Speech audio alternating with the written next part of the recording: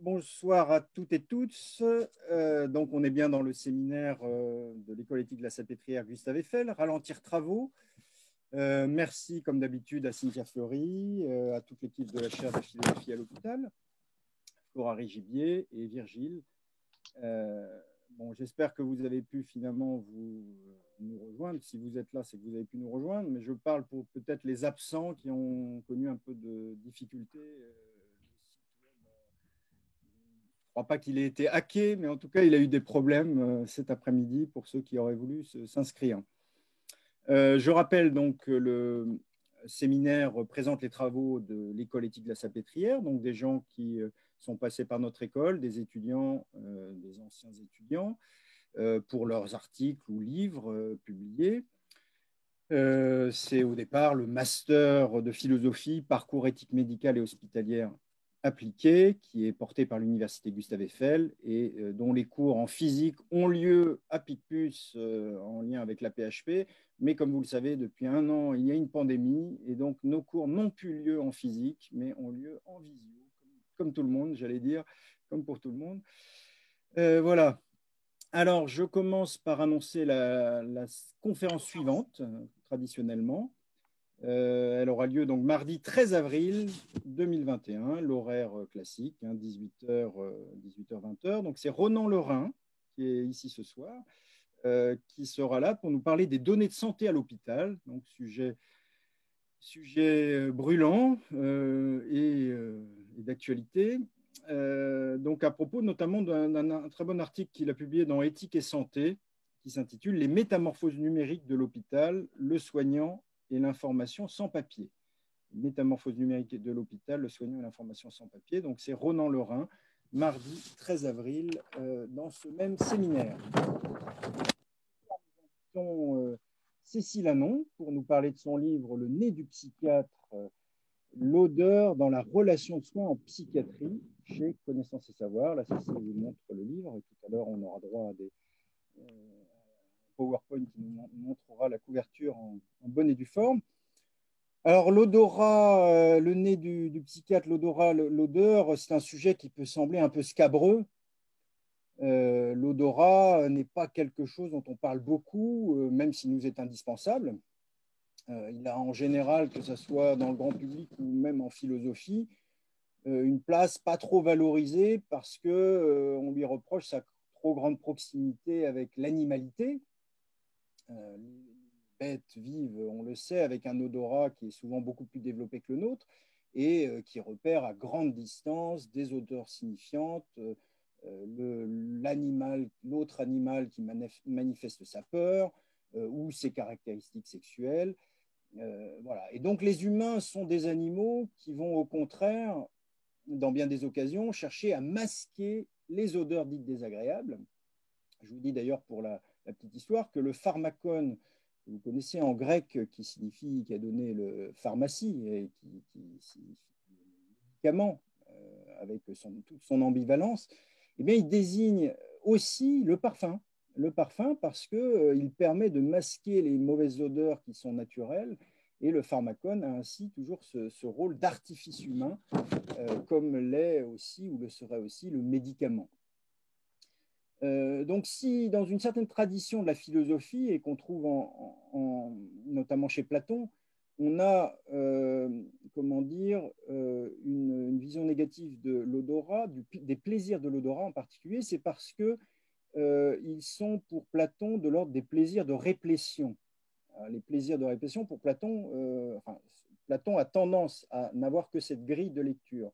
Le plaisir est un plaisir de réplétion. Réplétion, ça veut dire qu'au départ, il y a un manque et donc une souffrance, et que le fait d'assouvir ce manque produit du plaisir. C'est typiquement le modèle de la nourriture.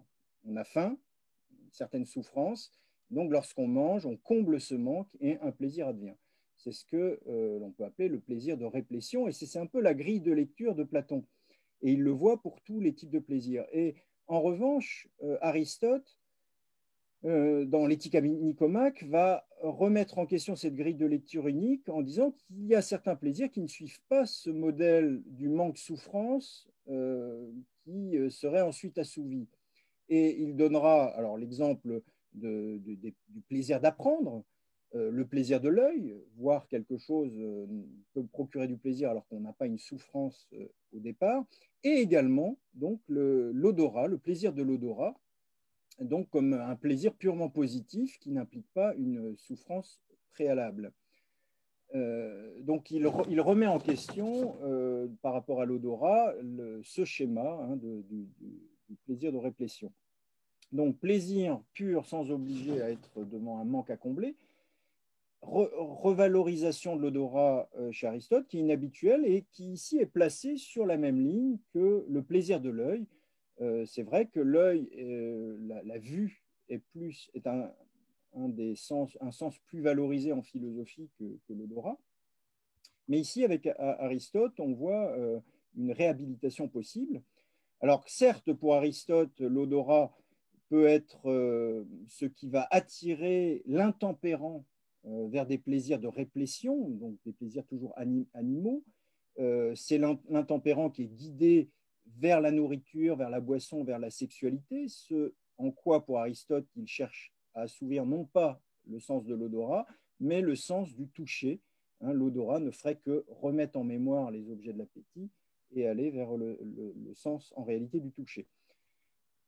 Aristote, lui, on le voit, revendique un plaisir pur de l'odorat. Alors il donne des exemples. Il dit devant les odeurs de pommes, de roses ou d'encens, qui sont appréciées par des gens qui aiment les parfums et les fumées.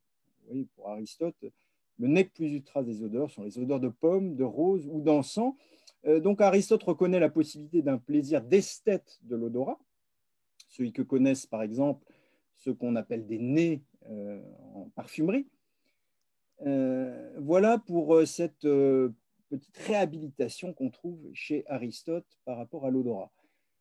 Mais ce soir, je crains que l'on n'ait pas beaucoup à faire au plaisir de l'odorat. Je crois que Cécile Hanon va nous parler peut-être d'autre chose, bien qu'il semble qu'elle aille aussi à contre-courant du grand public et de une certaine tradition philosophique, on l'a dit, en essayant de réhabiliter les odeurs et l'odorat, mais ici dans la relation de soins en psychiatrie.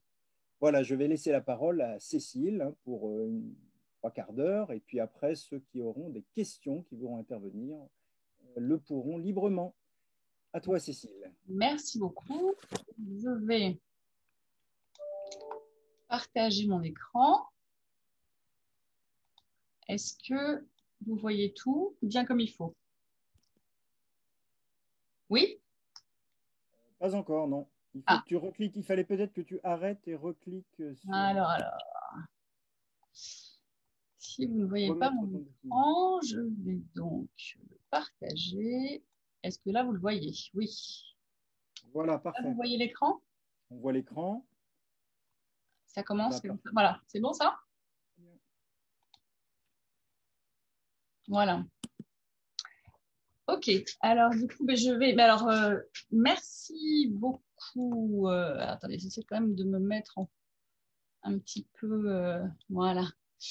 Merci infiniment de votre invitation, de ton invitation, Bertrand, et à tous les membres les collectifs de la CLPTR. Je suis très, très touchée, très honorée de venir parler auprès de vous de ce travail, de cette réflexion. Donc, que j'ai mené déjà il y a un petit moment, puisque c'était au moment de mon master de philo à l'époque, c'était pas encore Gustave Eiffel, hein, l'université, c'était encore Paris-Estrin-de-la-Vallée. Et donc voilà, donc j'ai fait ce master sous la direction d'Éric Fiat, et ça a effectivement ensuite fait l'objet d'une publication, une parution d'un livre sous la direction de Martine Samé dans sa collection Connaissance et savoir. Voilà. Je me présente rapidement. Donc moi, je suis médecin psychiatre. Je suis praticien hospitalier à l'hôpital Corentin-Selton à l'assistance publique. Et je suis responsable d'une équipe mobile en psychiatrie de sujets âgés. Donc, il y a des gens qui posent des questions. Alors, si des gens me posent des questions, est-ce qu'ils m'interrompent? Parce que moi, je vois personne. Hein. Je ne pense pas qu'ils posent des questions, mais je pense qu'ils ont oublié d'éteindre leur micro. Voilà. Micro. Ah, je pense qu'il y a effectivement M. Simon qui n'a pas éteint son micro. Voilà.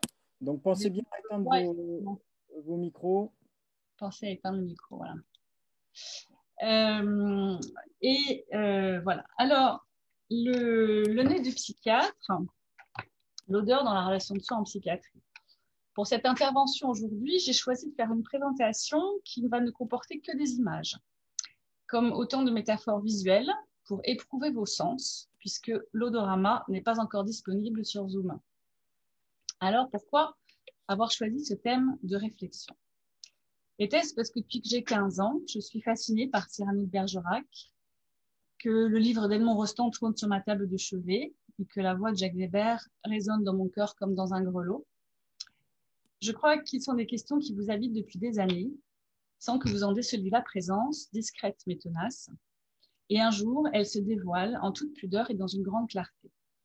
La question de l'odorat a donc suivi ce chemin, me conduisant sur la route du nez, sans rhum ni rhume.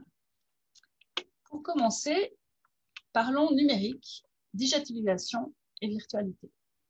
Bien avant le temps de la pandémie mondiale que nous traversons toujours, nous vivions dans un monde connecté, au sein duquel les flux d'informations permanents renforçaient l'accélération temporelle et le tempo de l'éphémère et du continu.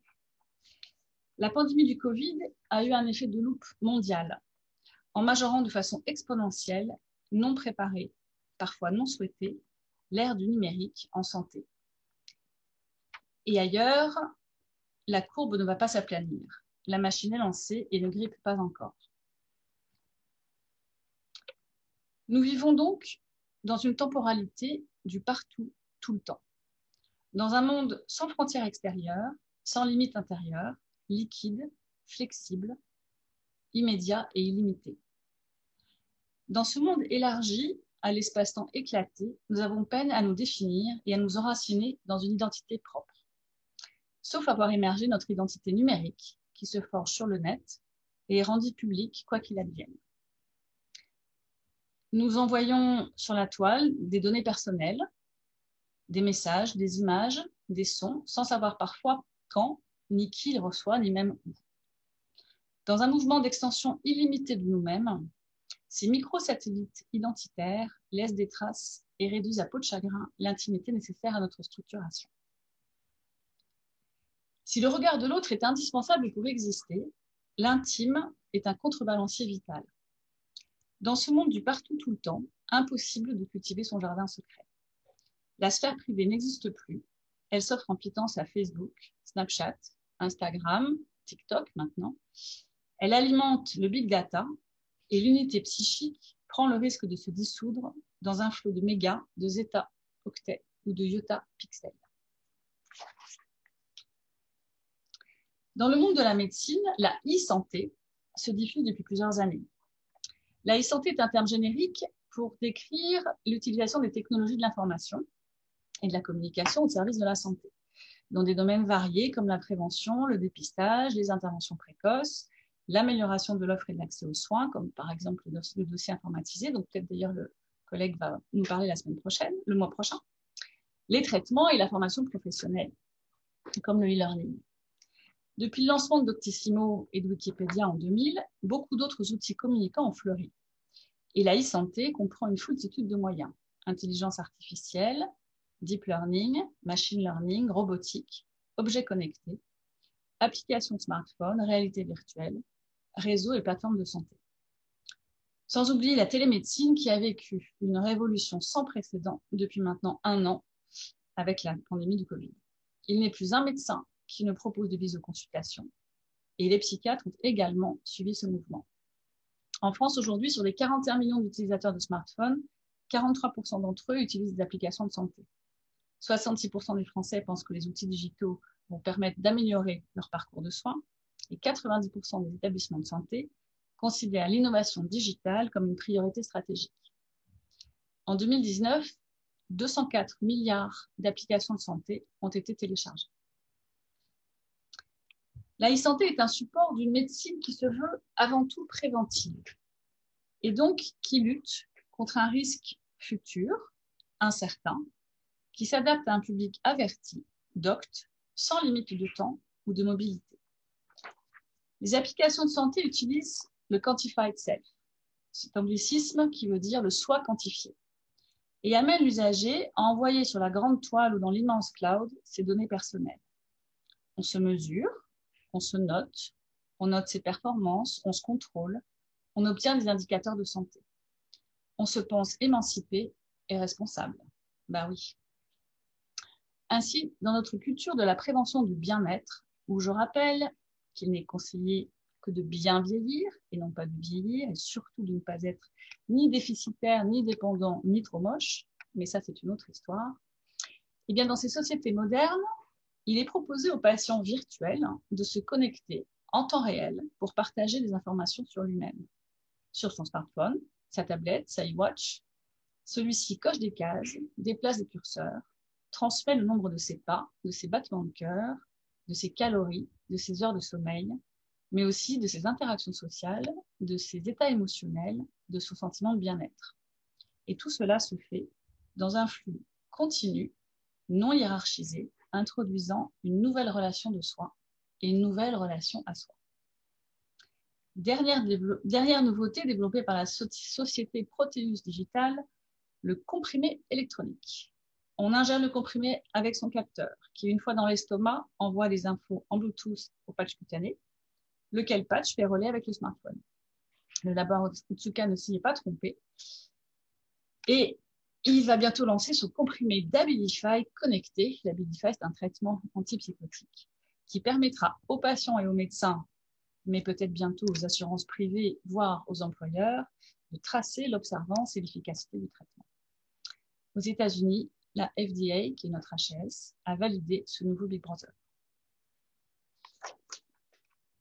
Alors que l'être humain, en vrai, en face à face, semble se dissoudre dans une immensité sans contour et sans temporalité, je me suis questionnée sur ce nouveau relationnel, sur ce rapport au soi et aux autres, et sur la place qu'occupait la sensorialité dans ce monde digitalisé. Sur son devenir et sa fonction au sein de la relation médecin-patient, notamment en psychiatrie. L'homme est pourvu de 5 sens: l'ouïe, la vue, le toucher, le goût et l'odorat. Le psychiatre aussi.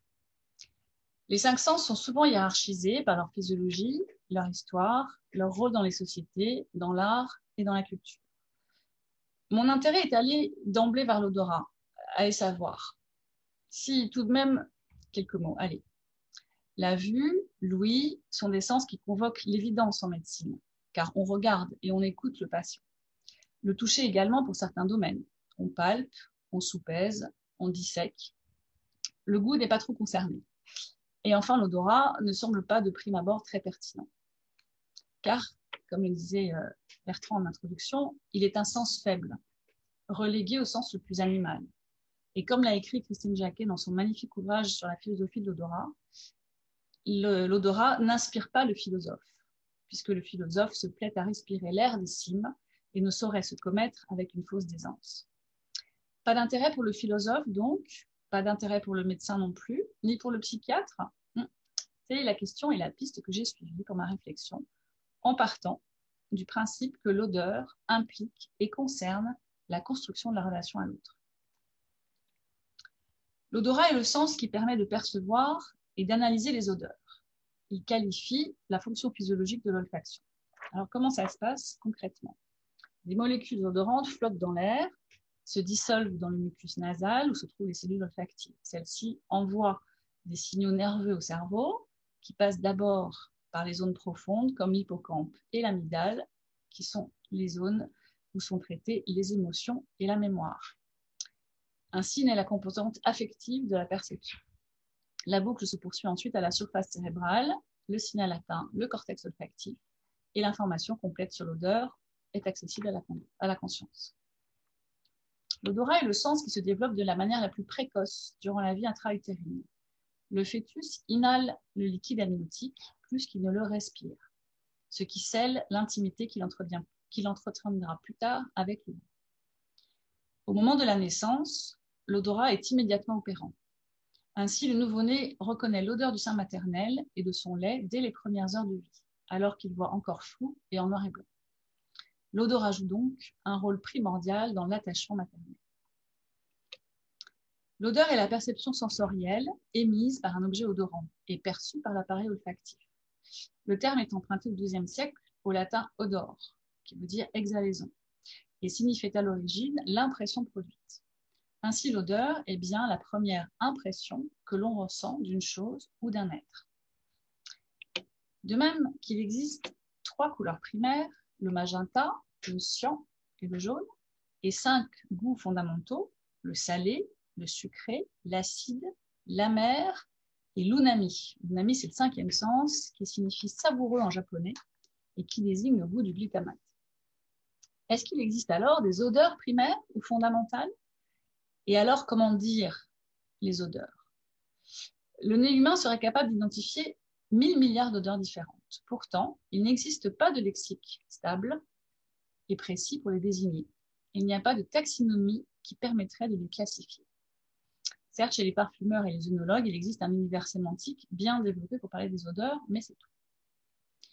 Chez les poètes aussi, car ils usent de métaphores et ondulent avec les mots pour leur donner une épaisseur sensuelle. Je ne résiste pas au plaisir de ces vers de Baudelaire dans Les fleurs du mal.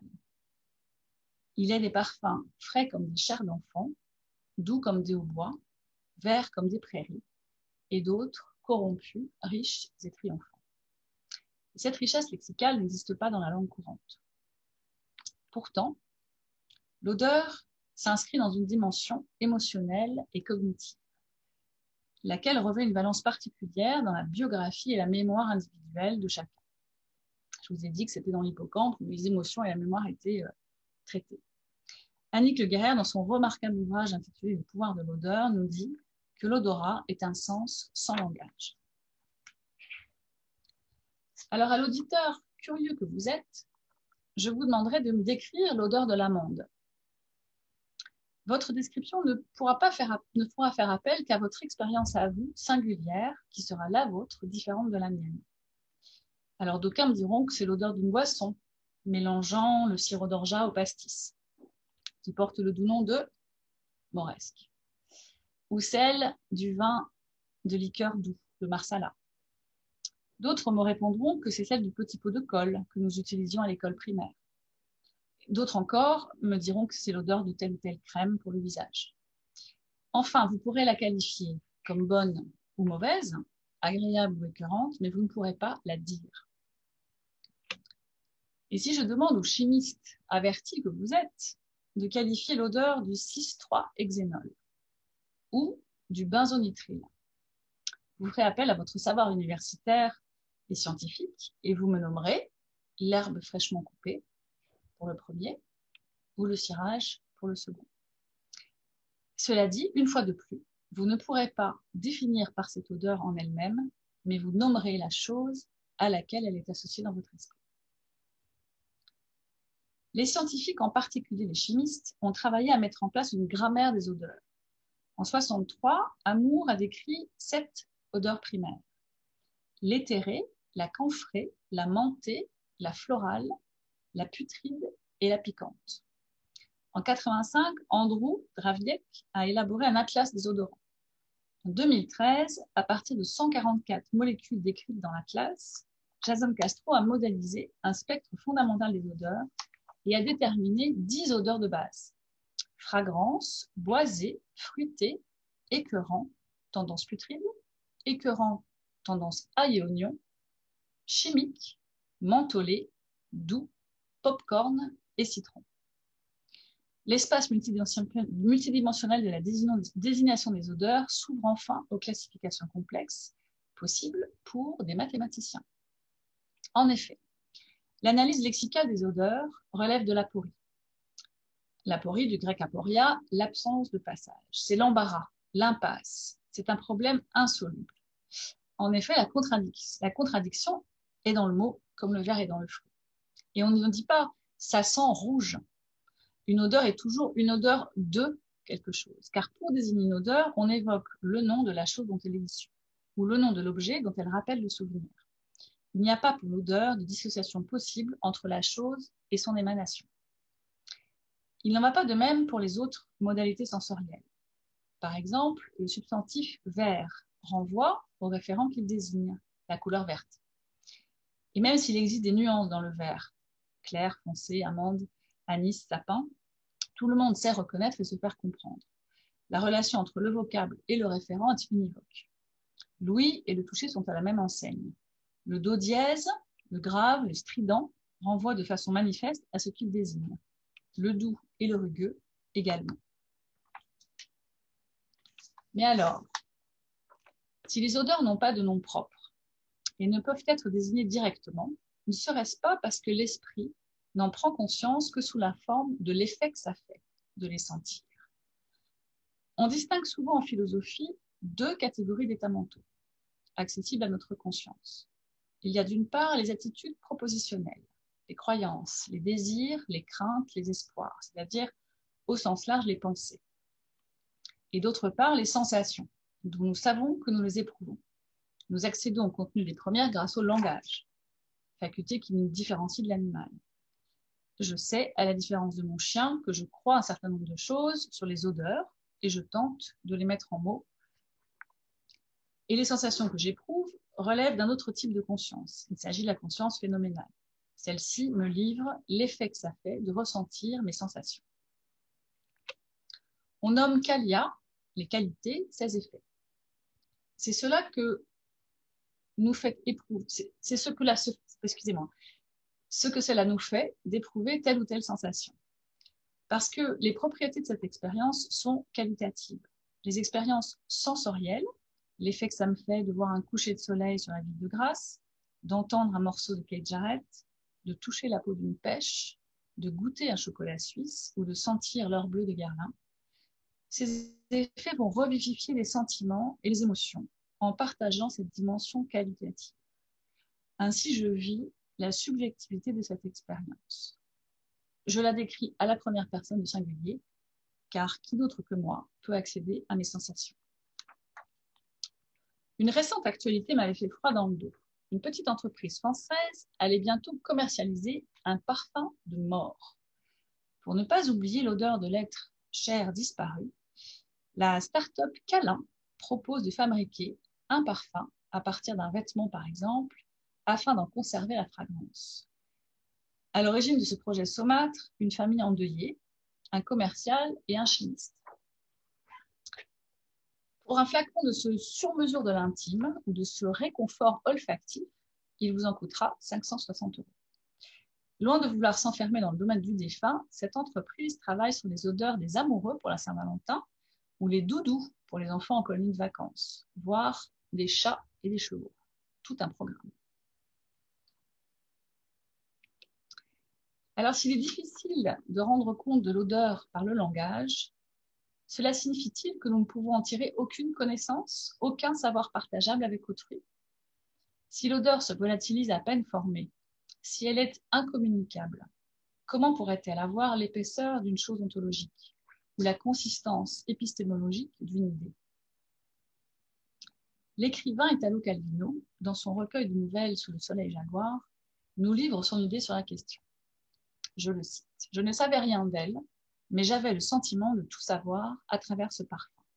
Et j'aurais souhaité un monde sans nom, dans lequel ce seul parfum aurait suffi pour lui donner un nom et pour tous les mots qu'elle aurait pu me dire. » Ainsi, avoir du flair, avoir du nez est généralement considéré comme une qualité. Je le sens bien, évoque la connivence, la confiance. Je ne le sens pas, évoque la méfiance, le soupçon. Ça sent la magouille à plein nez. Je ne peux pas le sentir. Je ne peux pas le piffer. Je ne peux pas le blairer, évoque la répulsion, l'hostilité. Un type qu'on déteste, il est puant, infect, pourri. C'est une ordure, un fumier, une charogne, un putois. Bref, tout ça sent très mauvais. À l'inverse, le sentiment amoureux est porté par des fragrances éthérées, suaves, généreuses, ondulantes. On aime celui qui sent bon. Être en odeur de sainteté rappelle qu'on est admiré des autres et vient du fait qu'après les morts, les saints exhalaient une odeur florale qui empêchait leur putréfaction. Ainsi, nous attribuons métaphoriquement à l'odorat un pouvoir de déceler la vérité et d'aller au-delà de l'apparence des choses. Il semblerait que les odeurs puissent nous livrer des renseignements, voire que nous puissions en tirer des enseignements. Pour le philosophe anglais John Locke, l'origine première de notre connaissance est l'expérience. Les objets extérieurs, perçus par les sens, suscitent des idées et des perceptions, à partir desquelles naît la réflexion. Les idées des choses sont des données immédiates de l'expérience, elles sont les seuls matériaux de notre pensée. Et pourtant, le sens commun nous enseigne que l'odorat nous est utile, et même nécessaire dans la vie de tous les jours. Certaines odeurs, pensons aux odeurs de gaz ou de fumée, peuvent nous indiquer que nous sommes en présence d'un danger. D'autres odeurs, comme une odeur prononcée d'alcool sur une personne dont le comportement nous apparaît curieux, peuvent nous aider à interpréter une situation. En d'autres termes, si l'odorat ne nous livre pas directement une connaissance, il est susceptible de nous donner des informations, dont certaines sont précieuses pour notre vie et notre survie. Pour le personnage d'Italo Calvino, en quête de l'odeur de sa bien-aimée, l'odeur vous dit aussitôt, sans défaut, ce qu'il est nécessaire de savoir. Il n'est pas de mots ni d'informations plus précises que ceux que le nez reçoit. Il suggère ainsi l'autosuffisance de l'odorat pour ce qui est de la connaissance d'autrui. L'odorat semble fournir à celui qui les capte des données irremplaçables. C'est ce que j'appelle l'odeur de l'intime, qui donne un accès direct, une connaissance immédiate d'autrui, sans filtre ni délai. Dans son ouvrage consacré à Baudelaire, Jean-Paul Sartre exprime une idée assez proche. Je le cite. « L'odeur d'un corps, c'est ce corps lui-même que nous aspirons par la bouche et par le nez, que nous possédons d'un seul coup, comme sa substance la plus secrète, pour tout dire, sa nature. » Voyons maintenant ce qu'il en est, non plus dans la vie privée et dans l'expérience commune, mais dans la clinique des maladies mentales. Le fait que la rencontre avec autrui mobilise la sensorialité n'est pas une spécificité de la psychiatrie. Mais la rencontre d'un patient pour le psychiatre, avec le psychiatre, passe par une appréciation sensorielle séquencée assez classique. Ouvrir la porte du bureau, inviter le patient à entrer pour s'installer au début de la consultation, l'enchaînement perceptif est immédiat et évident, non mentalisé, tant il est automatique. On regarde, on salue, on serre la main. Quoique plus depuis une longue année maintenant, on ne serre plus les mains, on check éventuellement, mais bon. Et on s'apprête à écouter, sans jamais oublier de respirer. Cette invite à l'entretien ne débute-t-elle pas d'ailleurs par cette phrase « Comment vous sentez-vous » ? Certes, le psychiatre ne demande ensuite pas à son patient de se déshabiller. Il ne l'ausculte pas, il ne le palpe pas. Il n'utilise pas d'objet technique pour l'examiner, pas d'instrument de mesure, pas de lampe, de marteau, d'échographe, ni d'incision chirurgicale pour voir à l'intérieur. En psychiatrie, point d'escarre nécrosé, pour laquelle l'aspect visuel et odorant, je vous ai fait des photos, donnerait des indications sur l'évolution, ni de tumeurs cancéreuses de la gorge dont la lente putréfaction transforme la laine du sujet en une insoutenable effluve. Non, le psychiatre est face à un sujet qui ne montre pas son corps, qui parfois même le dissimule sous d'épaisses couches de vêtements ou de crasse. Mais ce corps sent quoi qu'il arrive, bon ou mauvais. Et cette odeur est un objet d'attention pour le clinicien, d'autant qu'il ne peut s'y soustraire, sauf à se boucher le nez, ce qui ne serait pas très éthique. Si je rencontre Madame G, qui se présente à moi débraillée, pas coiffée, et que je suis saisie par une forte odeur de transpiration mêlée à une odeur d'urine séchée ou de jambon moisi, je vais avoir des éléments pour entrer en relation avec elle et orienter mon entretien. Ainsi, à partir de cette première effluve, je peux commencer à former un jugement et à me dire « elle ne va pas bien ». Notons qu'il en est de même pour l'appréciation de l'environnement olfactif d'un domicile. Je vous ai dit que je travaillais en équipe mobile. Je suis souvent amenée à rencontrer des personnes chez eux, dans leur logement, et à pénétrer l'intimité des maisons. Et je saisis en percevant avec mes yeux, mais aussi avec mes narines, l'état de leur intérieur, de leur univers odorant et sensoriel, non verbalisé et tout à fait intime. En médecine, l'odeur a comme qualité essentielle d'être mauvaise. Ainsi, la mauvaise odeur a longtemps véhiculé des imagos de morbidité. La peste était censée être propagée par l'air ambiant, pestilentiel, et les médecins sentaient les humeurs pour porter leur diagnostic. Ainsi, au XVIIe siècle, la sémiologie olfactive nous apprend qu'un malade atteint de fièvre jaune est réputé sentir l'étale du boucher, un autre atteint de scorbut, de variole ou d'eczéma passait pour sentir la pourriture, La fièvre typhoïde rappelait l'odeur du pain frais et la diphtérie, celle du petit lait aigre. En psychiatrie également, l'odeur peut être un point d'appel, surtout lorsqu'elle est mauvaise et agace le nez du psychiatre de bon matin. Une mauvaise odeur est comme un implicite intime qui dit le manque d'hygiène, qui dit la défaillance à prendre soin de soi. La place de la curie est ici paradigmatique. Ne plus se laver, ne plus se raser, porter du linge sale, de façon durable et pathologique, s'abandonner soi-même parce que la souffrance morale est trop forte ou parce que la réalité est inerte et déconnectée, voilà ce que l'incurie peut nommer. De la même façon qu'une mauvaise odeur nous interpelle, une bonne odeur peut nous indiquer un possible rétablissement. Ainsi, quand je vais revoir Madame G quelques mois après la mise en place d'un traitement et d'une prise en charge complète en thérapie, elle se présente plus alerte, soignée, apprêtée. Elle sent bon. Je peux en déduire avant même qu'elle me le dise qu'elle va mieux. Plus exactement, mes perceptions me donnent de façon immédiate le sentiment de l'amélioration clinique. Le psychiatre Alain Bottero, notre ami et collègue qui nous a quittés trop tôt, avait beaucoup réfléchi à ces questions. Il introduisait son propos en relatant une expérience personnelle partagée, sans doute par beaucoup de jeunes psychiatres. Je vous la raconte. Il dit « Lorsque j'étais externe en psychiatrie, je n'oublierai jamais qu'un jour de visite, l'assistant du service qui me supervisait, à peine entré dans la chambre d'un patient qui venait d'être hospitalisé pour un état d'agitation délirante, fit aussitôt demi-tour en soupirant d'un air dégoûté. « Pouah, mais ça empeste la schizophrénie là-dedans. » La surveillante opina du bonnet d'un air entendu. Chacun reprit sa respiration et l'on passa à la chambre suivante. Comme je lui demandai un peu plus tard quelle était cette odeur, que pour ma part je n'avais pas ressentie, il m'expliqua qu'il était bien connu que les véritables schizophrènes exhalaient une odeur spéciale et que si je voulais apprendre à l'identifier, c'était le moment ou jamais. Je n'avais qu'à humer celle du patient en question, elle était typique.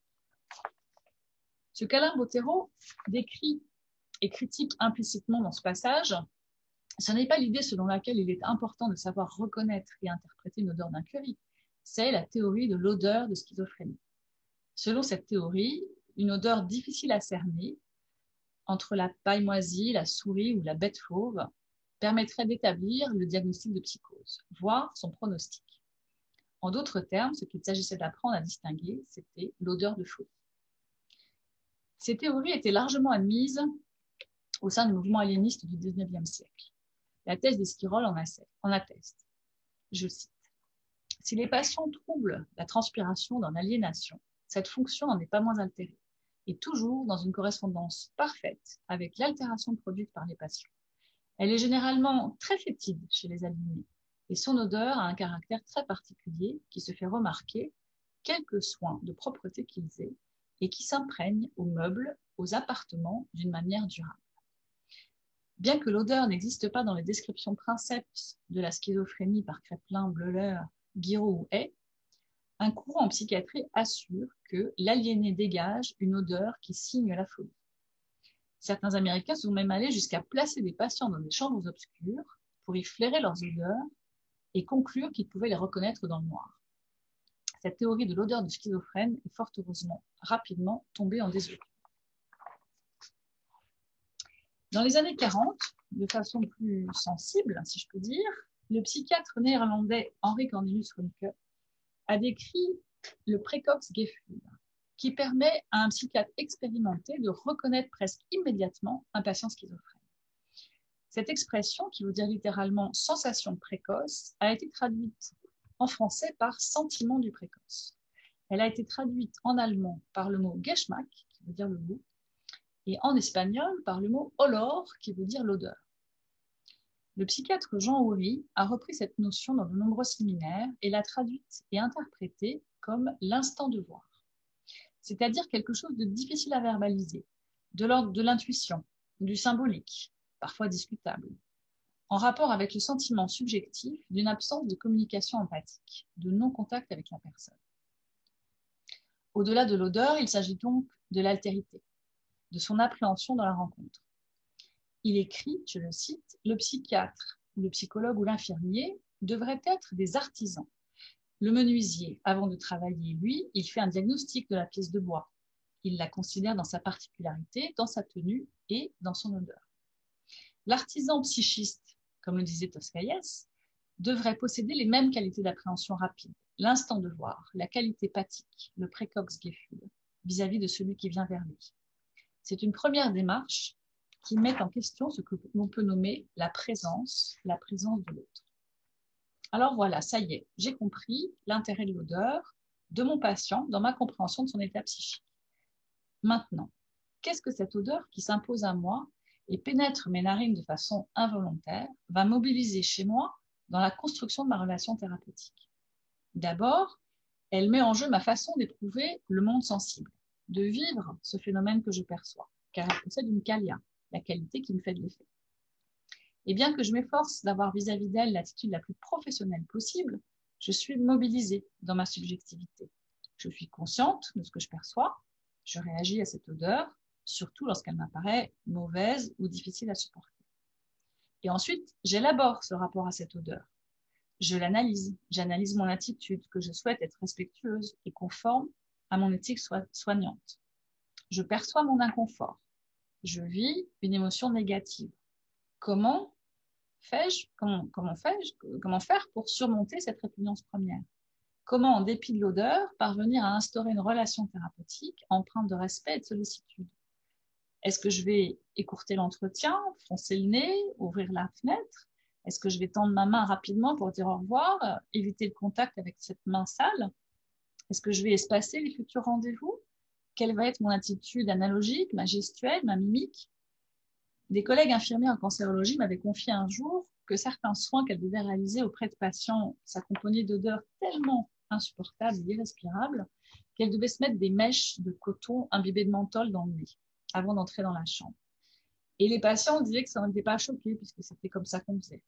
Une fois de plus, la différence entre les soins somatiques et les soins psychiques fait que certaines postures soignantes sont acceptables, d'autres pas. Un psychiatre peut difficilement faire son entretien avec du coton dans le nez. Alors, quels mots utiliser? Comment aborder le sujet? Comment dire à la personne qu'il sent mauvais?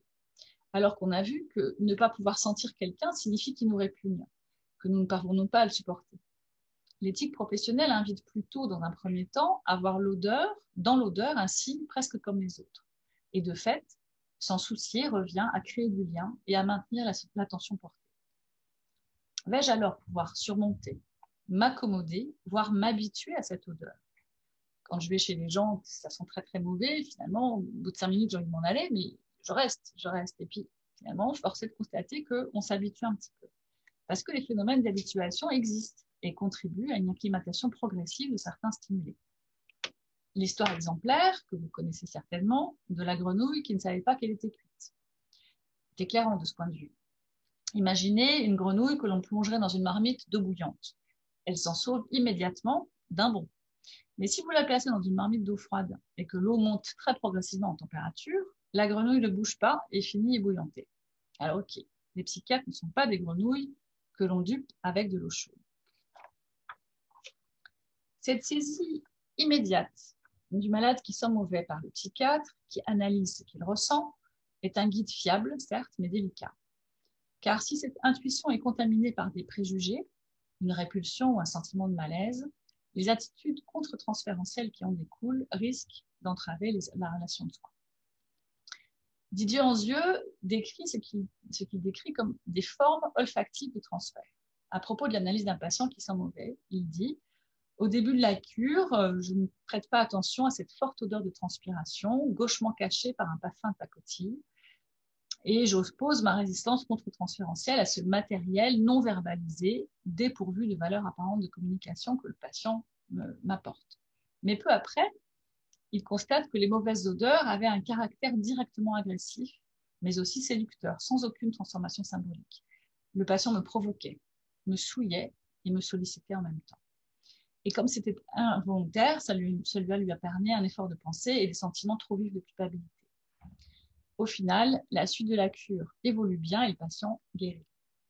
Didier Anzieux tire alors de cette expérience une conclusion et dit « Il se peut que l'intuition et l'empathie du psychanalyste reposent notamment sur une base olfactive difficile à utiliser. » À ce stade de la réflexion, l'apprenti philosophe que j'étais suivit les enseignements de ses maîtres et s'est dit, pour bien cerner ce qu'est l'odeur, définissons-en les contours, retournons-la sur son envers et regardons-en le négatif. Dans les creux et dans les vagues, étudions l'anosmie. On peut presque dire que j'avais eu du nez déjà à l'époque, puisque quelques temps plus tard, le virus de la Covid s'abattait sur nous et révélait l'existence de ce symptôme méconnu au monde entier, puisqu'il était très fréquent, presque pathognomonique de l'infection à Covid, et donnait à ce moment-là une visibilité mondiale à ce terme et à ce symptôme. L'anosmie est une perte totale de l'odorat. Lorsque la perte est partielle, on parle d'hyposmie. Lorsqu'elle est qualitativement erronée, on parle de parosmie. Et lorsque l'odorat est halluciné, c'est-à-dire qu'il perçoit sans objet à percevoir, on parle de phantosmie, quand l'origine est neurologique, traumatique ou congénitale.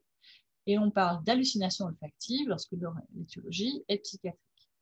Elle reste cependant la modalité sensorielle hallucinatoire la plus organique de toutes.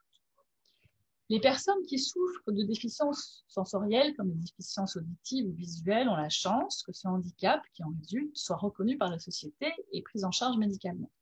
À ma connaissance, il n'en va pas de même pour les altérations du goût et de l'odorat.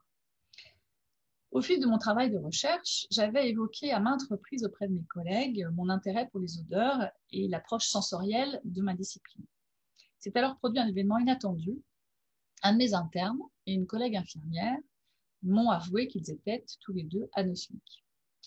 Et alors, je leur ai posé des questions. Ils ont immédiatement accepté de répondre à ces questions, qui pour certaines étaient un petit peu intimes.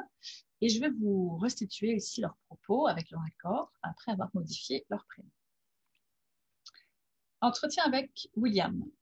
William a 25 ans, il est interne de psychiatrie. Alors, je lui pose d'abord les questions. Comment est-ce arrivé? Je suis anosmique depuis toujours. C'est moi qui le dis parce que j'ai jamais vu d'ORL, j'ai jamais fait de bilan. Et comme je me dis toujours, on ne perd que ce qu'on a eu. Je ne ferai certainement pas de bilan médical. Mais bon, puisque tu m'en parles, je dois avouer que depuis 3 ans, j'ai réalisé que j'étais allergique et je prends un traitement avec des gouttes dans le nez et ça me redonnait un petit peu plus d'odorat. Comment fais-tu avec ton odeur corporelle? Ma sœur aînée a un odorat hyper développé, comme ma mère. D'ailleurs, je pense que c'est elle qui lui a transmis toutes ses capacités olfactives et il n'en restait plus pour moi. Elle m'a toujours guidée pour me dire ce qui sentait quoi. C'est elle qui m'offre mon parfum car moi, je suis incapable de m'en acheter. Elle me dit, par exemple, ça sent la mer, ce parfum. C'est un homme qui plonge dans l'eau, c'est comme dans la maison sur la côte. Le gel douche, lui, je l'ai choisi à la texture. Et je ne sais jamais si je sens mauvais ou pas. Rarement, et à des gens de grande confiance, je pose la question de mon odeur pour savoir, et pour l'instant, on m'a toujours répondu que ça allait. Ça ne me gêne pas dans mes rapports amoureux, je suis assez nonchalant, et une fois de plus, on ne perd que ce qu'on a eu. C'est mon compagnon qui trouve triste que je n'arrive pas à sentir son odeur.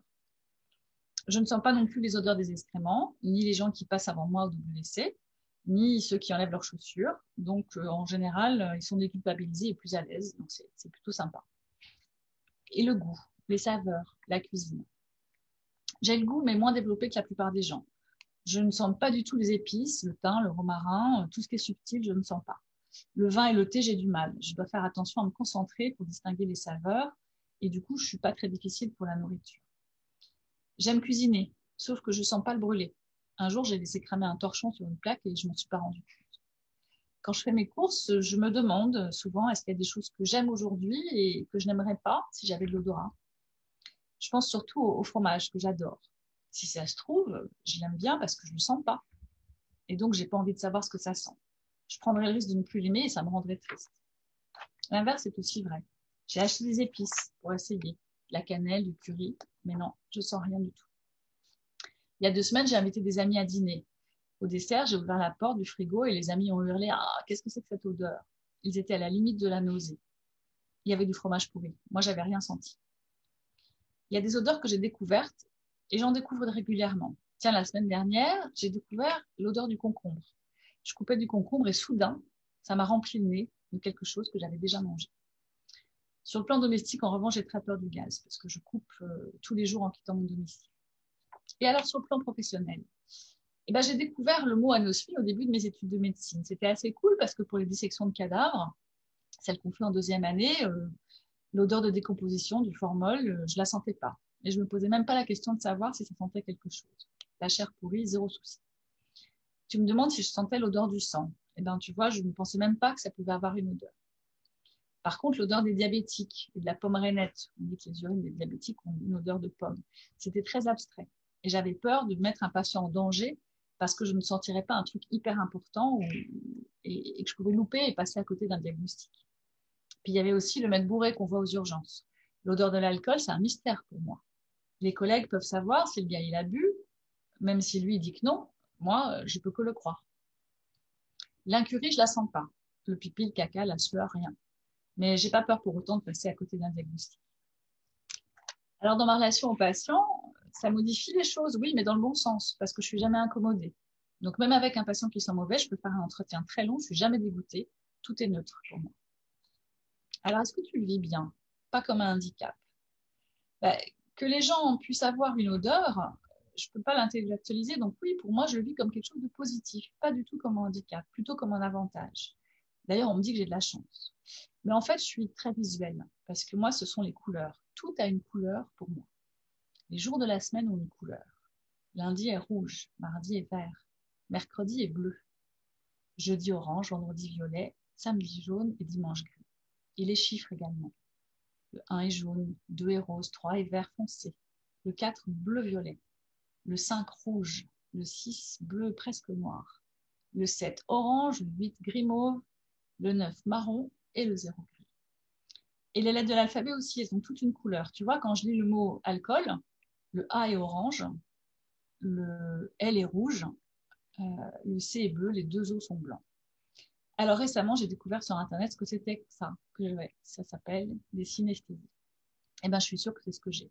Je suis synesthésique, faute d'être osmique. Et le mot synesthésie vient du grec syn, ensemble, et esthésique, perception. Et c'est défini comme une association perceptive intermodale involontaire, ce qui veut dire que la perception d'un sens est perçue simultanément par un autre sens, sans que celui ait été stimulé spécifiquement. Par exemple, un synesthète peut non seulement voir la couleur rouge, mais aussi l'entendre. C'est une équivalence sensorielle. La synesthésie n'est pas une idée, mais une expérience réelle, fascinante, car elle renvoie à une distorsion de la perception conventionnelle. Alors, les synesthésistes pourraient-elles nous enseigner sur la conscience, sur la nature, de la réalité de la relation entre raison et émotion? William termine son entretien par cette phrase: « En fait, j'ai pas vraiment envie de sentir parce que je suis bien comme ça. Même si on me donnait accès à une partie de l'univers qui me manque, j'en ai d'autres, comme les couleurs, et je suis pas sûre d'y gagner. » L'entretien avec Martine, qui a 48 ans, qui est infirmière, se passe comme suit. Alors, je lui demande... Je vois plus ce que j'ai dit. Comment ça s'est passé? Alors, attendez, parce qu'il y a un petit problème. Oui. As-tu des souvenirs d'odeur? J'avais 30 ans, c'était juste après la naissance. Excusez-moi, j'ai une petite erreur. Comment ça s'est passé? J'avais 30 ans, c'était juste après la naissance de mon fils. Nous vivions aux États-Unis dans un appartement. Il y avait une gazinière dont je ne connaissais pas le fonctionnement avec une veilleuse flamme. Un soir, mon mari constate une forte odeur de gaz dans l'appartement. La flamme de la veilleuse s'était éteinte, mais j'avais rien senti de cette odeur de gaz. Donc voilà, examen, IRM, diagnostic d'anosmie. Cette année-là, on arrivait aussi aux États-Unis, dans un nouveau pays. J'ai toujours pensé qu'il y avait un lien entre cette anosmie et le fait d'arriver dans un pays étranger. À la question, as-tu des souvenirs d'odeur? Oui, bien sûr.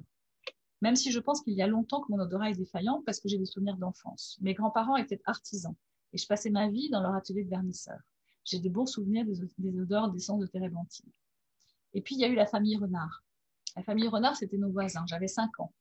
Pendant des années, on s'est côtoyés. On s'entendait bien avec eux. Leurs enfants étaient plus âgés que moi et ils nous donnaient leurs vêtements. Et moi, j'aimais bien leurs vêtements parce que je les aimais bien, eux. Mes parents disaient que leurs vêtements, ils avaient leur odeur. Je pense que c'est pour ça que j'aimais bien. Après notre retour en France, j'ai eu des souvenirs d'odeur, des odeurs fantômes. À la première clémentine de l'année, je sentais réellement son odeur par le nez. Et puis petit à petit, je ne sentais plus avec le nez, mais en pensée, puis en image et en histoire. L'odeur de la clémentine, c'est devenu une couleur et puis une image, celle du fruit sur fond blanc, et dans une histoire et dans un moment. Je dirais que ce cheminement, c'est le même pour les autres odeurs. Je n'en ai pas vraiment de représentation en mots. Un jour, je regardais un film, j'ai senti l'odeur du feu de bois dans la maison. mais la cheminée, il n'y avait pas de feu dedans. C'était dans le film. J'ai vécu un incendie aussi réel à mon domicile. Ce feu, je ne l'ai pas senti. J'ai eu très très peur et j'ai eu le sentiment d'être défaillante et de ne pas pouvoir assurer la sécurité de mes enfants et de ma famille. Et au quotidien, je perds de plus en plus le goût. Les saveurs que je goûte se résument au sucré et encore. Ce midi, le sandwich n'avait aucun goût discernable. Plus les saveurs sont mélangées, moins je les perçois. Dans mon quotidien, c'est de plus en plus handicapant. Je cuisine toujours, je fais un peu confiance à mon instinct, mais c'est pas génial. Je reste ouverte à la critique de mes invités, de mon compagnon, qui lui ne cuisine pas, alors il fait pas la fine bouche. Je cuisine les mêmes choses, celles que je sais faire et dont je connais la liste de courses. Même le chocolat ne fait plus beaucoup d'effet. Comment sens-tu ta propre odeur? Ah ça, je ne sens pas mes propres odeurs ni celles des autres. Et ça me pose un peu de problème. Je me change plus régulièrement, sans exagération. Parfois, je me dis que je pourrais porter un vêtement plus d'une fois, mais dans le doute, je ne le fais pas. Alors, ne pas pouvoir sentir mon partenaire, l'expression m'amuse beaucoup parce que c'est mon quotidien et ça répond à cette question subsidiaire de comment va votre couple? Ben, il va bien, docteur. Mon mari, c'est un homme sans odeur, mais plein de bon sens. Je me parfume très rarement et c'est mon fils qui est en charge d'acheter mon parfum pour Noël, ce qui me soulage de ce handicap. Pendant tes études d'infirmière et aujourd'hui dans ton travail soignant, comment ça s'est passé? Pendant mes études d'infirmière, j'avais aucune difficulté pour les soins odorants et toutes les collègues qui avaient bien compris me faisaient faire tout ce qui leur rebutait. Après, dans mon travail au quotidien, ça se passe sans problème.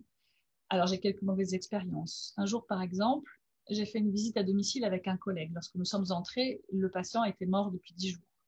Et l'odeur de l'appartement était, selon le collègue, insoutenable. Moi, j'ai rien senti. J'ai été auditionnée par le commissariat et le policier me disait que cette odeur s'incrustait même dans les vêtements. Mais je sentais rien. L'idée de pouvoir transporter cette odeur sur moi m'était insupportable. Pour conclure, je dirais que ne pas sentir me semble moins compliqué que de ne pas avoir de goût. Je suis dérangée par les personnes trop sensibles avec l'odorat, celles qui s'aspergent de parfum et ne supportent aucune odeur corporelle. Sentir ou se sentir évoque plus pour moi le ressenti intérieur, le bien-être de l'âme, plus que les éprouves corporelles.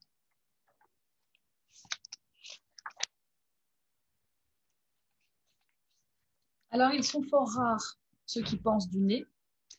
Le monde des philosophes est avant tout celui de la vision, des lumières et des formes offertes au regard des structures, découpées par l'œil scrutateur. Quelques penseurs ont la papille réflexive, d'autres l'oreille intelligente. Certains caressent en métaphysicien, mais humer, flairer, tendre les naseaux, ce n'est presque jamais affaire du philosophe. Je cite Roger-Paul Droit qui chronique avec humour sur le mépris global des philosophes pour l'odorat. Et nous avons vu que finalement, l'odorat est l'objet de nombreuses élaborations et représente un paradigme du paradoxe. Paradoxe ou ambivalence, en effet, il navigue entre deux eaux, selon le point de vue de l'auteur qui s'y intéresse, selon qu'il est philosophe, poète, anthropologue ou historien de la médecine. Si l'odorat est parfois faible, grossier et rappelle l'animalité de l'homme, il peut être aussi un sens élaboré, distingué, particulièrement subtil, rappelant le luxe et la sensualité. L'odeur est dénuée de langage propre, elle est éphémère et volatile, mais elle est aussi métaphoriquement riche, subjective, gravée dans la mémoire et participe à la construction de notre intimité et de notre biographie. Elle peut inspirer la haine, le dégoût, mais aussi elle participe intimement, si l'on peut dire, à l'amour et à la sensualité. Elle est corporelle, nauséabonde et produit des expressions malodorantes, mais elle est aussi chimique, parfumée, sophistiquée et produit de luxe. N'en déplaise à Hercule Savinien Cyrano de Bergerac, le nez, qu'il a fort développé et central, a vu son anatomie s'atrophier au fil du temps. La transition anthropologique de l'homme hyperosmique du passé à l'homme moderne anosmique est en marche. Pour conclure, dans la relation soignante, l'odeur interroge notre éthique car elle est ni accessoire ni contingente. Sa valeur épistémique est celle d'une connaissance fine, qualitative, immédiate et intime. Son intransmissibilité aurait dû l'éloigner de la connaissance, mais son intrusivité en fait un objet incontournable de vérité. Nous avons vu que cette vérité n'était possiblement atteinte que si nous savions sentir. Le médecin est celui qui est admis dans l'intimité des personnes, et il va certes taire les secrets qui lui seront confiés, mais il va aussi s'imprégner de cette altérité est composé avec la sensorialité qui lui est imposée par la relation. Percevoir par l'intelligence, voilà ce que sentir l'autre signifie. Notre objet n'est donc pas seulement de réhabiliter l'odorat, mais de suggérer qu'une éducation de celui-ci est nécessaire pour en tirer un savoir adéquat. L'odeur n'est pas un obstacle à la connaissance si elle est comprise, si le rapport que nous entretenons avec elle est un tant soit peu élaboré. Ainsi, mon éthique du soin se fonde sur le respect et la sollicitude. Mais je n'oublie pas que la relation de soin repose aussi sur les sensations, les perceptions et les émotions maîtrisées, éduquées et appréhendées pour permettre de nous tenir à une juste distance, pour rendre possible une véritable présence à l'autre. Ainsi se développe ma connaissance de l'autre et la construction de mon empathie soignante. Je vous remercie de votre attention. Merci Cécile. Merci pour ce bel exposé. Voilà. Comme je le dis à chaque fois, les conférences en visio ont ce grave inconvénient de ne pas permettre d'entendre des applaudissements. Donc nous sommes face à... Mais vous pouvez mettre des petits comme ça, là, regardez. Voilà, ceux qui ont leur image allumée nous montrent leur enthousiasme, en tout cas. Voilà, ben, merci. Merci pour cet exposé très riche. Hein. J'ai noté au passage des choses assez époustouflantes. Hein. Je ne connaissais pas cette start-up Câlin.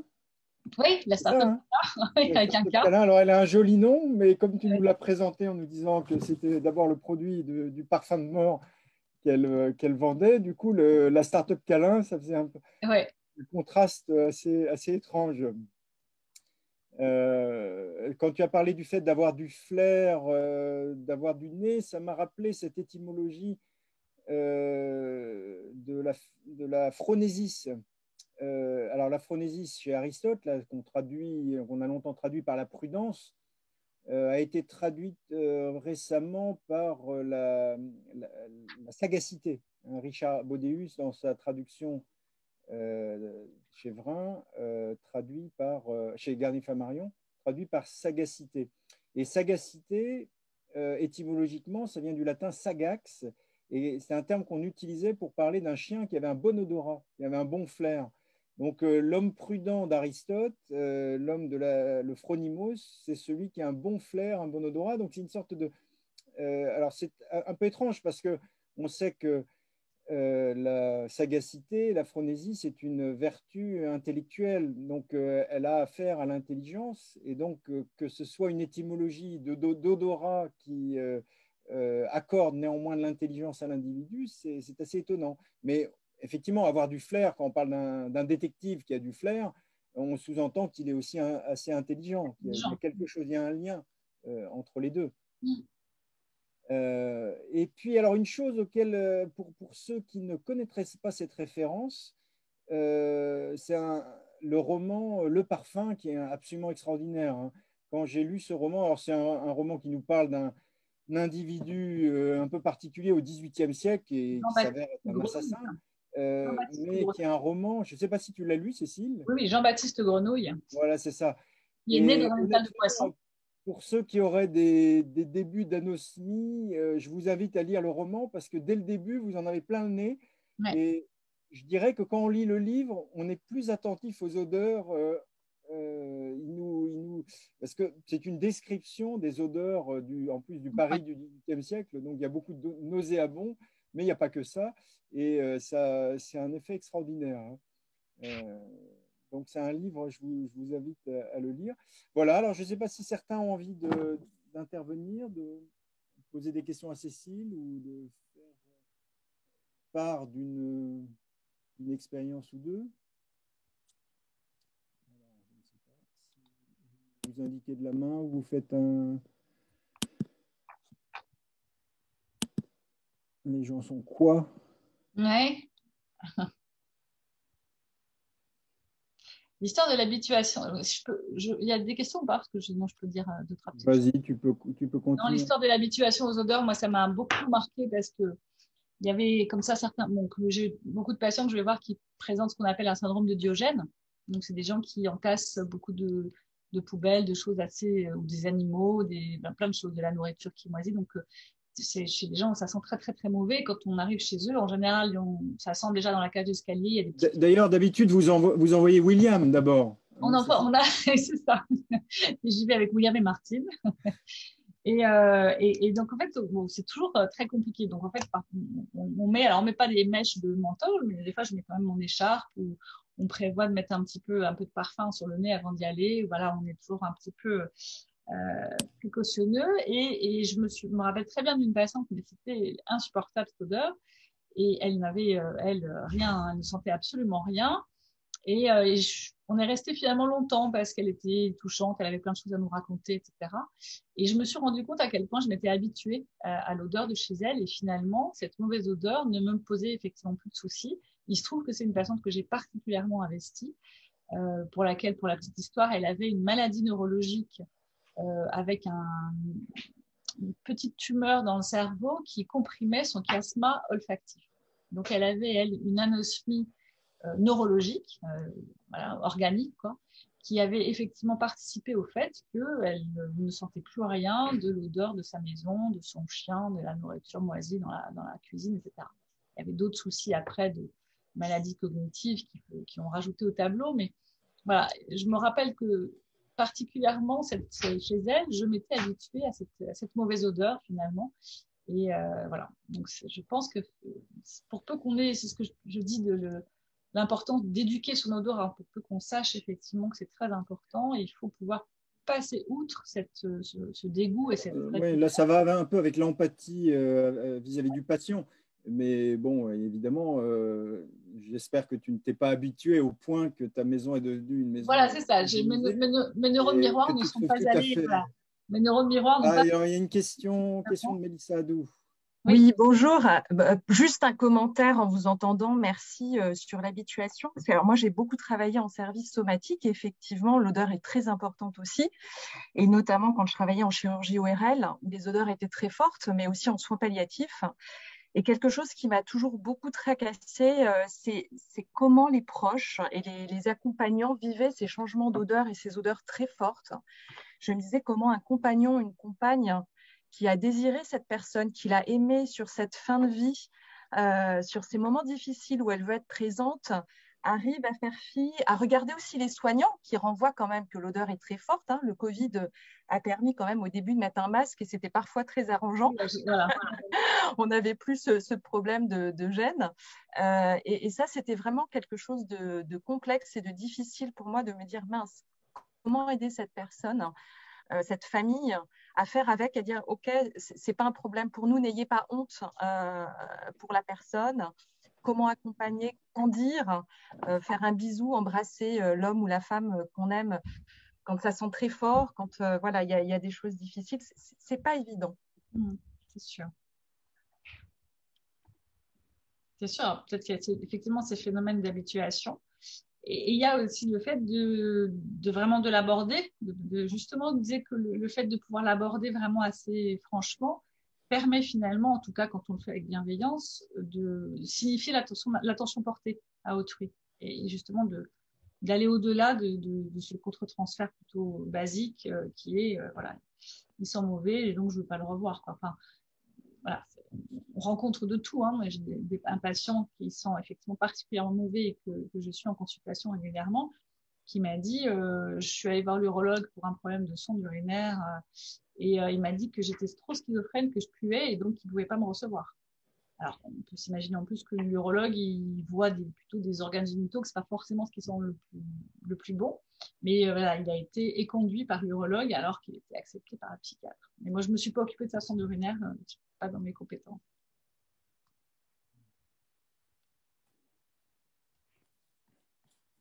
Dans les interventions de discussion, je vous lis juste ce qui est indiqué parce que peut-être que vous n'avez pas tous la lecture. C'est Sylvie Fresson qui conseille un certain nombre de livres. Elle conseille les parfums d'Elisabeth, les parfums d'Elisabeth de Feydeau. Alors Feydeau, je le connais comme auteur de théâtre. Alors s'agit-il d'une pièce de théâtre? Non, c'est le nom de la personne qui a écrit le livre, qui est Ah, qui n'a rien à voir avec l'auteur de théâtre. Non, non, non, à moins que ce soit son Oui, c'est arrière-arrière-arrière-grand-père. Élisabeth de Fédot, d'accord. Les Oui, parfums le d'Élisabeth titre, de Fédot, d'accord, c'est j'avais pas ça. Le compris. titre, c'est Les Parfums et l'écrivaine, c'est Élisabeth de Fédot. D'accord. Oui, on a tellement en tête les auteurs célèbres qu'on pense à du Fédot. Et on dit, voilà, les parfums d'Élisabeth de Fédot, une pièce très rigolote. Non, donc c'est les Mais parfums d'Élisabeth de Fédot. un livre qui se lit très bien et qui raconte plein d'anecdotes justement sur les parfums. Mais c'est un livre d'historien? C'est une Oui, historienne? oui, c'est une historienne, effectivement. Je ne sais pas pourquoi elle s'est penchée sur les parfums. Bon, elle est de Versailles, je crois, et à Versailles, il y a l'Institut supérieur des parfums, l'IPSCA, et donc il y a toute une tradition sur les parfums à Versailles, je pense, qui remonte au temps de Louis XIV. Et on sait qu'au temps de Louis XIV, les gens se lavaient avec la serviette sèche et d'eau de Cologne et pas avec de l'eau. L'eau était censée être croupissante, sentir mauvais. Donc, pour se faire sa toilette, on utilisait un linge qu'on trempait dans l'eau de Cologne. Ben là, quand on lit Le Parfum de Susskind, on comprend beaucoup de ces choses-là, effectivement, que la crainte de se laver à l'eau qui fait qu'on se mettait beaucoup de poudre, des poudres odorantes. Voilà. Il y a une question de Maëlys Dubas qui est: y a-t-il des anosmies sources de dépression? Est-ce qu'il y a Alors, des anosmies c'est plutôt dans l'autre sens, c'est-à-dire que les dépressions génèrent une certaine forme d'anosmie ou d'hyposmie en tout cas, et qui tue quelque chose d'un petit peu particulier. Les gens qui sont déprimés ont des perceptions déficitaires de certaines odeurs. Et donc il y a les dépressions, mais il y a aussi certaines maladies démentielles, au premier rang desquelles la maladie de Parkinson, les démences parkinsoniennes. Donc un des premiers signes prodromal qui arrive même plusieurs années avant le développement de la pathologie, c'est la perte de l'odorat. Hein, donc très spécifiquement. Véronique, je vois que tu opines du bonnet. Oui, et aussi dans la maladie d'Alzheimer, c'est un des premiers signes. Mais ça marche aussi dans le sens que interroge Maëlys. C'est-à-dire qu'avec la Covid, puisque mon hôpital est envahi de Covid, eh bien, nous avons une anosmie liée à une agueusie qui entraîne une dépression, qui entraîne un syndrome de glissement. C'est extrêmement fréquent. Moi, je voulais te féliciter de vive voix de ce magnifique exposé avec ton iconographie extrêmement recherchée. J'ai beaucoup aimé la fenêtre avec les poissons, la jeune fille à la fenêtre avec les poissons, c'est très, très, très beau. Et évidemment, le nez, le psychiatre a de l'intuition, il a aussi du nez, et ça nous permet de flairer des dépressions débutantes, des changements d'humeur. Tout à l'heure, j'ai vu une patiente complètement surexcitée qui avait un virage maniaque et elle me dit, c'était dans l'unité Covid, j'avais mon bec de canard et elle s'était aspergée de parfum, c'était épouvantable dans l'autre sens. Hein.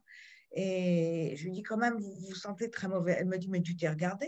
T'as un jeton dans le caddie ou quoi? J'ai adoré l'expression, t'as un jeton dans le caddie ou quoi? Mais j'ai dit, ah, quand même.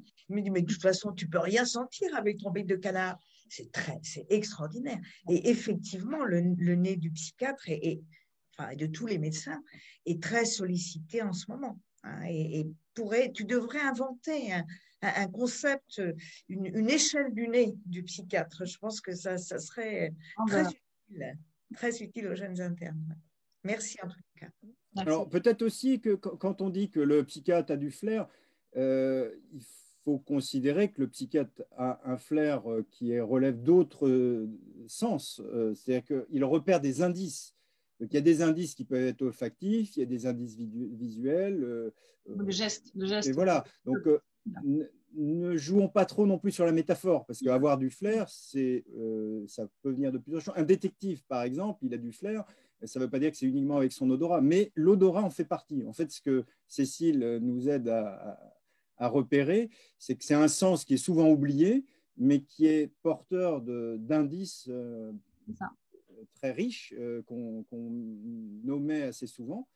Mais pour autant, il ne s'agirait pas de faire du psychiatre quelqu'un qui travaille essentiellement avec le nez.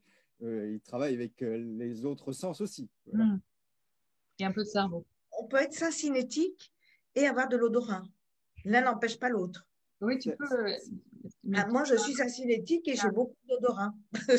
Acinétique, j'ai raté le passage. Acinétique, ça veut dire? Acinétique, c'est-à-dire qu'on voit les lettres en couleur, les chiffres en couleur, les mots en couleur. J'ai une vie extrêmement esthétique et riche et colorée. Et le cas de William était une acinésie, La synesthésie, mais il parlait de il était synesthésie. anosmique. Or ça ne va pas l'un sans l'autre, hein, forcément, bien sûr. Oui, c'était assez fascinant ce cas de William, hein, qui, au lieu de nous présenter un monde handicapé, nous disait qu'en fait son monde était plus riche que le nôtre parce qu'il voyait beaucoup de couleurs que nous. Enfin, moi, personnellement, je ne donne pas de couleurs aux jours de la semaine et aux lettres de la semaine, ce qui est un gros handicap, certainement. Oui. Mais c'est étonnant, effectivement, de voir que le monde peut être vécu avec une texture différente. Et que lui ne. Alors bon, je pense quand même que ça peut, dans certaines circonstances, effectivement, être un petit peu gênant quand. Alors lui, il voit le côté positif, c'est quand les gens retirent leurs chaussures et quand ils sortent des toilettes, il ne s'en rend pas compte, donc tout va bien pour lui. Mais j'imagine qu'il peut y avoir des situations dans la vie où c'est handicapant aussi. Cyril, vous voulez poser une question? Oui, juste pour compléter par rapport à ça, justement, dans ces particularités, Kandinsky voyait de la musique dans les couleurs. Donc, c'est très particulier, mais c'est fascinant parce que moi, je vois rien que de la couleur, mais d'imaginer qu'il pouvait voir de la musique dans les couleurs, c'était une question qui m'avait assez interpellé. Et justement, ce que vous avez présenté là, nous ramène à ça, et on s'aperçoit que peut-être que d'autres personnes voient comme ça ce genre de choses. Merci vraiment beaucoup pour cet exposé. Moi, j'ai adoré, j'ai voyagé dans cet élément-là. Et juste un dernier élément, parce que vous aviez abordé la question du soin et des 5 sens. Et je m'étais posé aussi cette question-là, et j'avais bloqué sur le goût. Et en fait, en référence, il y a Thomas Willis, qui est un médecin du XVIIe siècle, qui goûtait les urines des patients pour justement faire le diagnostic de diabète. Et ça nous permet de raccrocher et de dire oui, quand même, les 5 sens peuvent être présents. Et ça nous fait une pirouette sympathique. Oui. Quand Cécile a dit qu'il n'y avait pas le goût, je me suis dit qu'elle allait se faire rattraper par la patrouille parce que c'est quand même un exemple qu'on entend assez souvent. Donc, c'est quand même un peu à la marge. Ça, c'est un petit peu pas trop développé comme pratique et ça a été bien un petit peu de côté, effectivement. Mais voilà. J'ai mis la couleur du si bémol. En fait, c'est l'odeur du si bémol d'Oliver. L'odeur du si bémol, oui, tout à fait. Et je voulais vous demander, Cécile, est-ce que l'hyperosmie est symptomatique en psychiatrie? Est-ce que les états d'hystérie ou d'autres pathologies peuvent se traduire par des pas à ma connaissance, en tout cas, peut-être, non, pas à ma connaissance, pas en sémiologie classique. C'est pas quelque chose qui est décrit, que les patients rapportent facilement. L'hyperosmie, c'est donc quoi? Et quand on sent trop les odeurs, quand on est trop, voilà. Ce qui peut être agressé. Les phantosmies, c'est-à-dire quand on sent qui sont proches en fait des hallucinations olfactives, ça oui. Mais donc les hyperosmies, c'est pas vraiment des hallucinations olfactives. L'hyperosmie, c'est que simplement on sent plus les odeurs que d'habitude, quoi. Ouais. Mais c'est les mêmes odeurs. C'est les mêmes odeurs, mais plus fortes. En fait, je faisais une association avec l'hyperesthésie auditive qu'on voit dans certaines pathologies de douleurs neuropathiques, en fait, d'atteinte du système nerveux. Et je voulais savoir si on avait l'équivalent en termes d'odorat. Écoutez, pas que je sache, peut-être en neurologie, mais peut-être pas en psychiatrie. D'accord. Donc, Cyril Goulénoc redemandait le titre de ton livre. Hein. C'est Le nez du psychiatre, l'odeur dans la relation de soins en psychiatrie. Voilà. Donc, c'est aux éditions Connaissance et Savoir. Alors, c'est pas en vente dans toutes les bonnes librairies, mais c'est en vente sur tous les beaux sites. Cyril nous dit qu'il va y plonger son nez. Oui, voilà. Bien. Est-ce qu'il y a d'autres... Oui, je voulais juste apporter un témoignage. Je suis également psychiatre, c'est un peu la voix des psychiatres ce soir, sur le fait de pouvoir éduquer ses sens dans la clinique. Je travaille depuis quelques années maintenant en addictologie. Dans l'entretien, il y a cette éducation finalement à l'odeur, on passait le pas de la porte, dans la détection finalement, voire dans la confrontation à la réalité de la consommation parfois. Donc je me suis éduqué comme ça à la clinique de l'odorat, bon gré mal gré, sans forcément y avoir réfléchi. Et je vous remercie pour votre intervention parce que ça me permet un peu de prendre du recul là-dessus sans y avoir réfléchi. Et je voulais aussi témoigner de collègues qui travaillent pour un dispositif de prévention du suicide, de recontact téléphonique, et qui me parlaient d'avoir développé, vigilance pour ceux qui connaissent, qui ont développé une clinique de l'ouïe. Ils ont affiné leur entretien sur l'ouïe, on n'a que l'ouïe, et de pouvoir repérer au son ce qui se passe au domicile des suicidants, des gens qui ont fait une tentative de suicide par le patient. Voilà, ils font ce retour d'expérience-là. Donc, chaque sens peut être retravaillé, redéveloppé, et je pense qu'on y est de plus en plus attentif. Voilà, c'était mon partage. Je disais tout à l'heure, c'est que la capacité finalement à repérer des indices avec des sens que parfois on omet un peu, et donc l'ouïe peut y participer aussi. Mais donc, il faut quand même dire que la téléconsultation a complètement aboli les odeurs, pour le coup, qui s'est beaucoup développée. Donc, ça a changé plein de choses dans la modalité sensorielle de la relation avec les personnes. Les patients Diogène voient beaucoup plus de monde en consultation, du coup. Ouais, ils n'ont pas toujours l'ordinateur. L'ordinateur, il est dans les poubelles et caché. La webcam ne marche pas bien. Mais voilà, ça a quand même beaucoup changé les modalités relationnelles de cette téléconsultation. Ça a amélioré certaines choses, entravé d'autres, mais bon, en partie l'odorat, mais c'est vrai que on arrive à voir chez des gens ce qu'on ne faisait pas avant, quand on fait la téléconsultation, les gens sont chez eux. Voilà, ça a changé pas mal de choses. La vision n'est plus la même, elle est périphérique, on voit ce qui se passe derrière. Voilà, on est quand même plus attentif à d'autres formes de mimique. Et puis des fois la technique n'est pas là pour nous aider, le son marche pas, l'image est frisée. Enfin, il se passe plein de choses. Donc ça, voilà, on ne sait pas si ça va continuer encore comme ça pendant très longtemps. Si on va continuer à interagir en visio. Mais... Grâce au Covid, on va tous être anosmiques, donc tout va bien. Alors peut-être pas. Moi, si je peux me permettre, je voudrais porter un témoignage dans un congrès. Je me suis un petit peu affrontée avec une dame qui faisait, enfin un médecin, une jeune collègue qui faisait la promotion de la consultation par télémédecine. C'était il y a 5-6 ans. Elle était très spécialisée dans le traitement des plaies complexes et c'était le début du développement des téléconsultations dans les EHPAD pour ne plus déplacer les personnes vers un grand centre pour avoir des consultations très spécialisées. Et donc, je lui disais à quel point j'étais choquée de 2 dimensions. La première, c'est qu'elle ne sentait plus rien. Et la deuxième, c'est que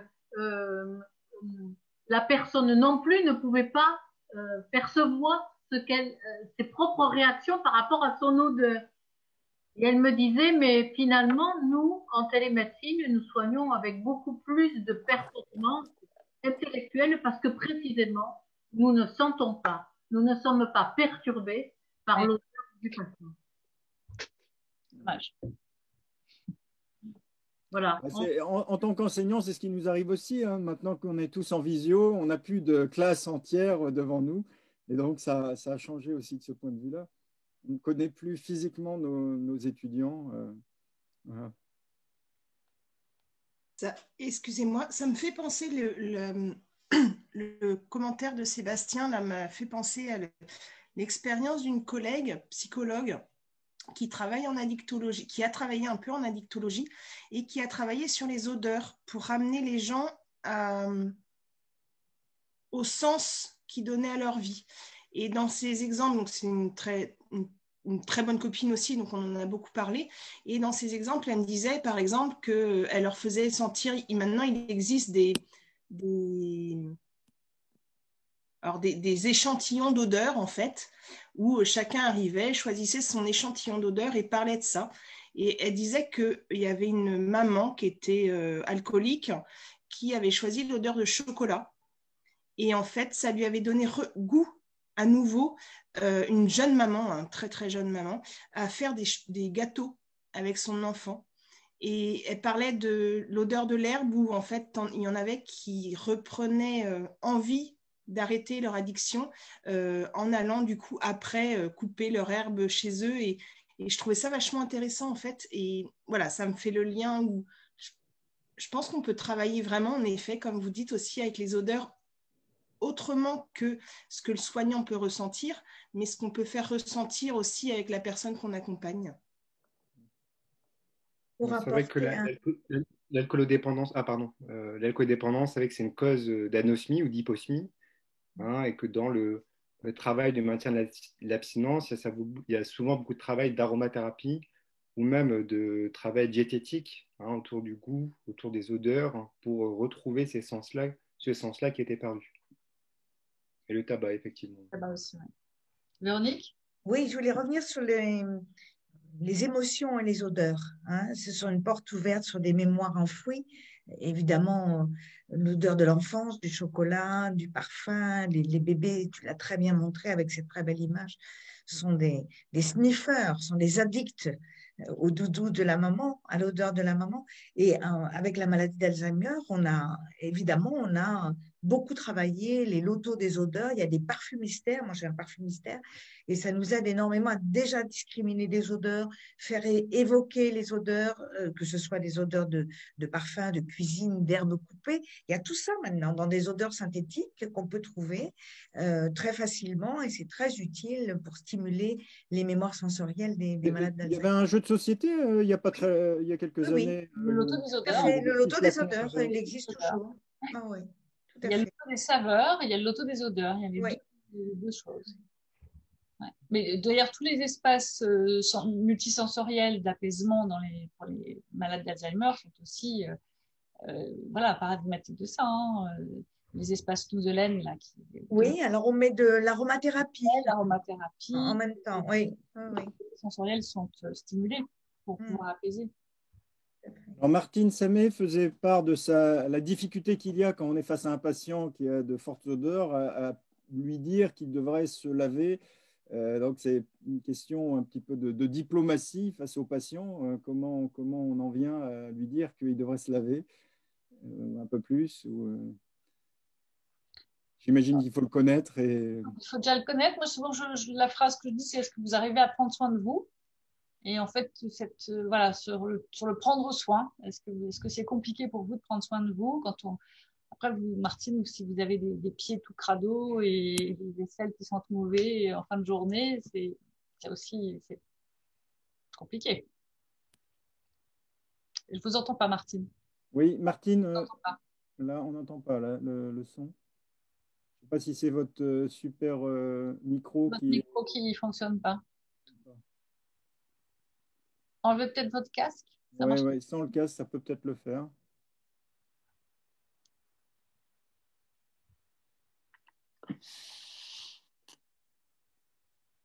C'est toujours un sujet délicat, hein, comment dire. Alors, j'aime bien ta phrase, elle est très bien.